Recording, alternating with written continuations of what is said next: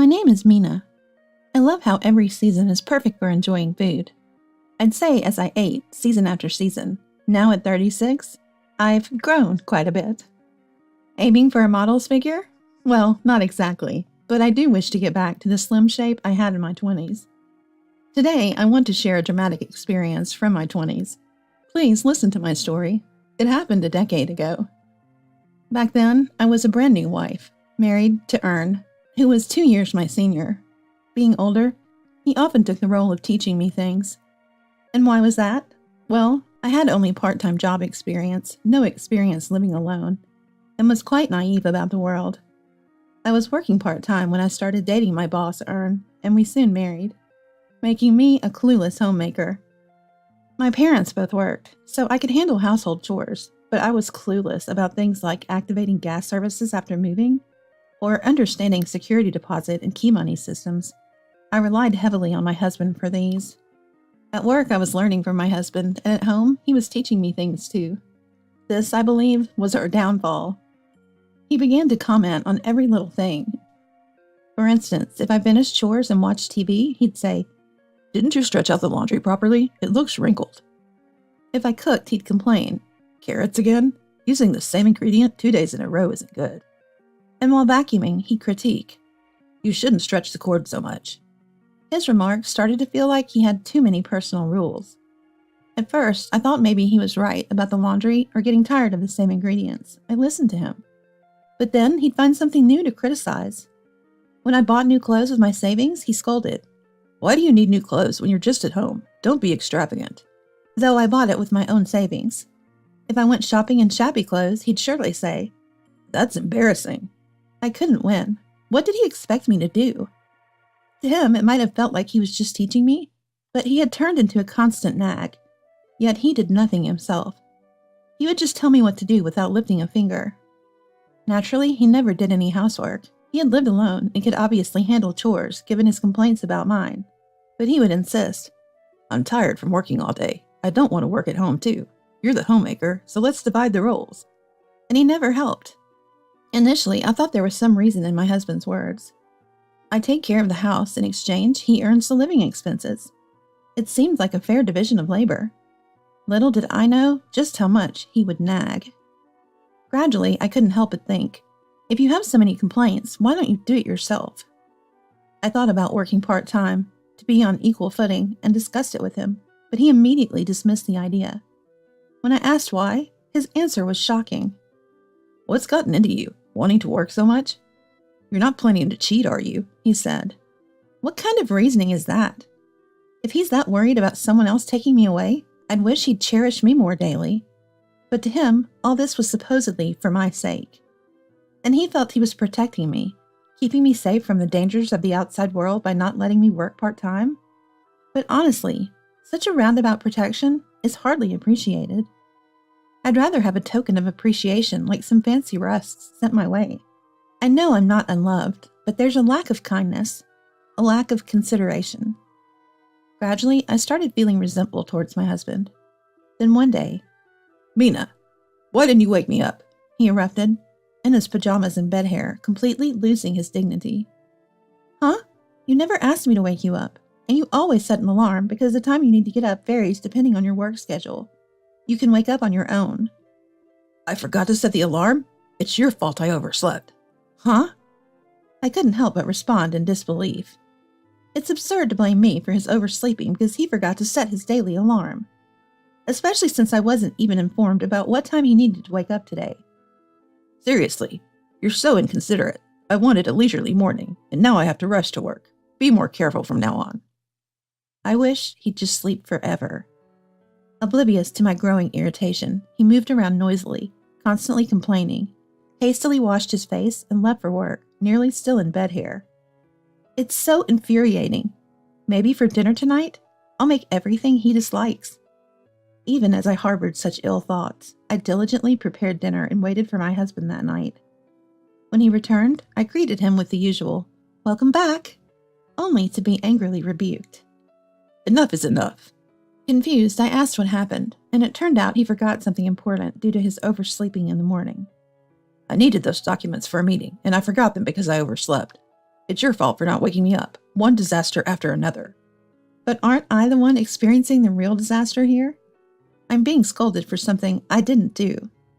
However, I know from experience that arguing back only leads to more anger. I know it well from past experience. Recently, I bought a bunch of new sponges for the bathtub because the old ones were worn out, and he scolded me for unnecessary spending. When I explained, I bought them in bulk because they were on sale and will need them eventually, he lectured me even louder. Don't make excuses. Only buy what's necessary in the necessary amount. Arguing back is like pouring oil on fire, only increasing the discomfort. So for my own peace of mind, I stayed silent. After all, next week, we're visiting the in-laws' house for the first time since our marriage. It's for a Thanksgiving greeting. Just the thought of going to the unfamiliar in-laws' house is depressing. I want to lighten my mood as much as possible before that. I kept telling myself, endure it, Mina, just endure.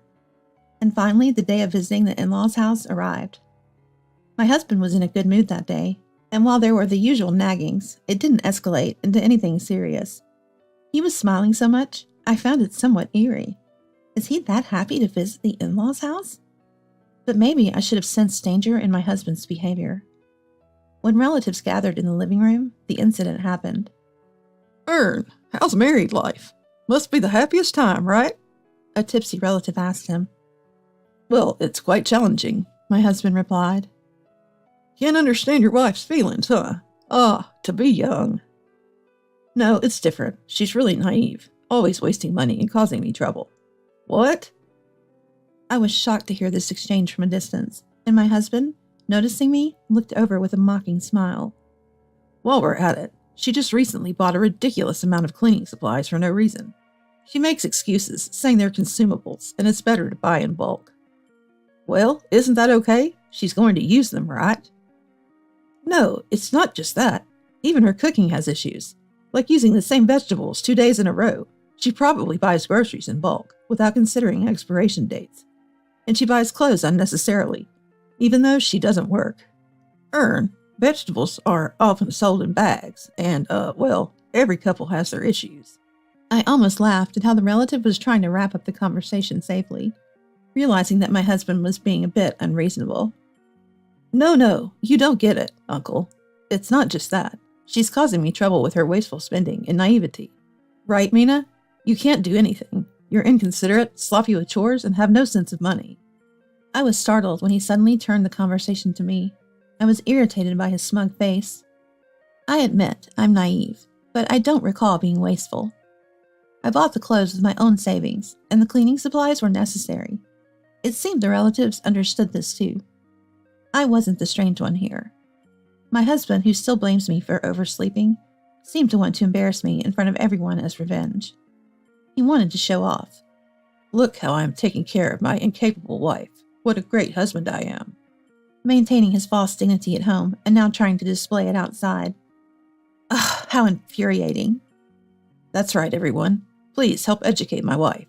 Listen, Mina, if you can't keep the food budget under $50 a month, we'll divorce. How about that? Try it starting this month. Huh? Everyone, including me, looked at him as if he'd lost his mind. Living alone, maybe you could manage a $50 monthly food budget? Barely. I'm good at household management, and I've already been saving a lot on food expenses. My husband just doesn't notice. But to live on $50 for 2 people a month? And to use divorce as a condition? He must think I dread divorce and desperately try to make $50 dinners. He looked at me with a smug, victorious smile. Maybe he thinks I'll come begging to him. Well, he's got nerve. I don't particularly care about divorce, but I'm not one to back down from a challenge. Got it. Be ready when we get home, I said with a smile. 2 days later, back from the in-laws' house, our usual life resumed. My husband sneered. Now, let's see if you can manage with a $50 food budget starting today. If you want to apologize, now's the time. I can do this. That day, I made curry. It was the usual richly filled curry, so my husband somewhat triumphantly said, Hey, starting with this on our first day, $50 will be tough.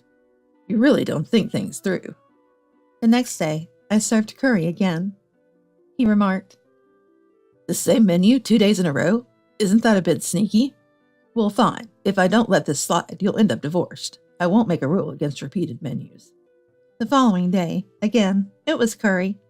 Eating the menu served despite complaining, he now had to accept the repeated meals because of the rule he made. But today, after taking a bite, he asked, Hey, isn't this diluted? Diluted? Of course. Huh? Every day, I add a little water and keep simmering it. I call it infinite curry. It's gradually becoming curry-flavored water, a special saving dish. What? You're kidding. I thought something was off. Yesterday it was still good, but today it's way too watery. No one said curry with added water is off limits. If you don't like it, don't eat it. But then make your own meals. Remember, it's your rule. The food budget stays under $50 a month, or else divorce, right?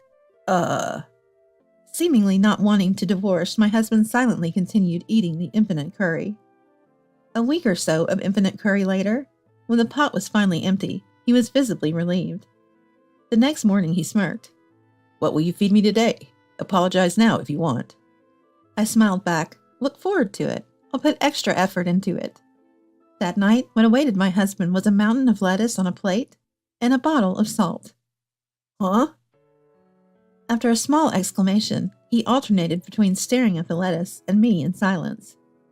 Here's your dinner. I revived it with water. There's plenty more, so feel free to eat as much lettuce as you like.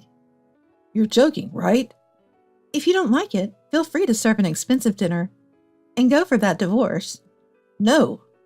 Around this time, I began to use the word divorce to intimidate my husband. It was a reversal of our roles. Although he was domineering, I knew well that my husband loved me. He just wanted to be the one in charge. Even the incident at the in-laws' house was likely just his way of trying to embarrass me a little.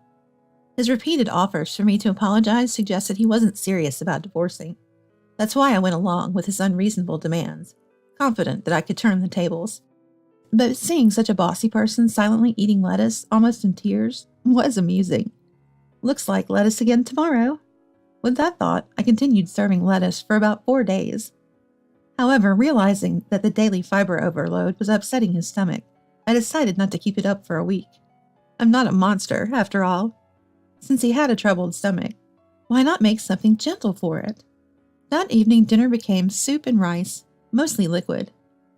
I wondered if he would complain, but this time he gratefully ate the rice, saying, Ah, rice.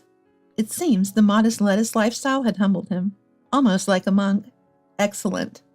Notably, my husband, who had gained some weight after marriage, seemed to be slimming down. Taking care of my husband's health, what a good wife I am, or so I joked to myself. After nearly a week of soup life, Please, just a bit more nutrition in the meals, he pleaded. I didn't remember using mind control just by cooking, but it seems food is indeed important to humans. Gradually, my husband had started speaking politely to me. Perhaps because every time he argued, I'd retort with, Then it's divorce. Really, he flaunted the threat of divorce, but when faced with the possibility, he became fearful. How pitiful. Something with more nutrients. Okay. We've been at this for a while now, so fine. I'll indulge your whim. Still within the $50 budget, though. Thank you. That night, I served him salt, water, and beef fat. The beef fat was free from the supermarket's meat section. The water was fresh from our tap, directly from the waterworks, and since everything else was virtually free, I chose rock salt for its quality. It's rich in magnesium, calcium, and potassium. Nutritionally wonderful. Here you go, the nutrients you asked for, I said with a smile. What? This isn't even cooking anymore. You said to limit the food budget to $50, but you never specified it had to be cooking. Lettuce isn't really cooking either, right? It's no different. But this is quite a stretch. So let's divorce then. Most of the budget was spent on that first curry, so keeping it under $50 is impossible now. What? He went pale at my lie. He really didn't want to divorce. Thank you for everything. Let's get divorced. Wait! What's the matter? You wanted to educate me in front of the relatives. Weren't you dissatisfied with everything I do and thinking of divorce? As I asked with a sly smile, he had tears brimming in his eyes. It's not that. I just wanted to be a strong husband in front of you. To be seen as great and capable. I always thought you were constantly annoying and troublesome. You negated everything I did. It's natural to feel that way. You should have told me. I did argue back, didn't I? But you never listened, always calling it excuses. I didn't want to talk about it anymore. He fell silent, looking down, and finally, tears fell. If you continue to behave selfishly like that, I will really divorce you. You may not have been serious about it, but flaunting divorce means you're okay with the other person drifting away. I'm really sorry. I think I created this image of a husband in my mind. Being older, I thought I had to be relied upon. But I also took advantage of you, thinking you'd do everything. I can't be that imposing outside, but I assumed you'd accept it, and I took you for granted. After confessing his true feelings while crying, he prostrated himself on the floor. I mean it. I'll change my ways. I'll prioritize you, Mina, above everything. I won't threaten you with divorce or do anything despicable. I'll listen to your words and feelings. I want to be with you. What should I do? Upon hearing my words, he trembled momentarily. I won't forgive everything that's happened, but I have conditions for you. If you agree to them, I won't divorce you. Are you saying you'll forgive me? I said I won't forgive. Any little problem, and it's instant divorce. You won't have a say in it. I'm sorry. My husband apologized again, completely subdued. I'm going to get a part-time job. This way we'll be equals. So you'll do housework too, understanding my burden. We're a couple after all. We should share both the good and the bad. Understood. But just so you know, housework doesn't mean cooking with ingredients I bought or taking out trash I gathered, okay? What? You'll go shopping and plan meals? Taking out the trash includes sorting it first. Be mindful of saving on groceries and managing savings. Think you can do it? He swallowed hard, likely thinking it impossible. But soon he said, I'll do it. I'll do as you say. But please, teach me what I don't know. That's an easy request. I always wanted a mutually supportive relationship. Okay, deal. Oh, and one more thing. Show me your sincerity in whatever way you can. This is your final condition. Your husband training, I suppose. He looked more troubled at the request to show sincerity than doing housework. Understandably. He had never even thanked me for housework before. Just show sincerity in any form. Must be baffling for him. Being told what to do is easier, he might think. But him figuring it out will surely lead to actions that show he cares. After a silence, he said, I'll try. 10 years have passed since then. In hindsight, those initial conditions might have been too lenient. I later made them stricter. For a year and a half, the same duration I did after marriage, you will do all the housework every day, take care of yourself, and if I express any dissatisfaction, correct it immediately. Never make me uncomfortable. Instant divorce if you fail or complain. Also, wake me up on time every morning, set the alarm yourself. It's the same as what I had been doing, but more demanding because of the threat of divorce. It was almost slave-like in its lack of tolerance for failure. Yet he managed to pull through and met the conditions after a year and a half. After that, I acknowledged his change of heart. I planned to split the household chores with him, but somehow he naturally ended up doing most of the housework except for cooking dinner. During the period when he was conditioned to do housework, he took care of dinner using pre-made meals, but afterwards, since I got home earlier from my part-time job, I started handling it. Or rather, there's not much left for me to do if I don't. However, it seems my husband finds even that regrettable. He now wakes up earlier than me to prepare breakfast with dessert, handles the trash, and even wakes me up if I oversleep. Apparently, he's become skilled in cooking and cleaning, and seeing me genuinely happy about it seems to bring him joy. The show of sincerity I asked of my husband has become indistinguishable from his everyday actions towards me, doing things that he thinks will please me.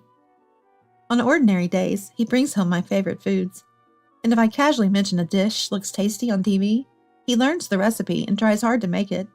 He reflects on the past, saying, Instead of showing off and being bossy, I should have done things that make you smile. Now, he's so good at Italian and Chinese cuisine, I wonder if he's a professional. He even attended cooking classes secretly.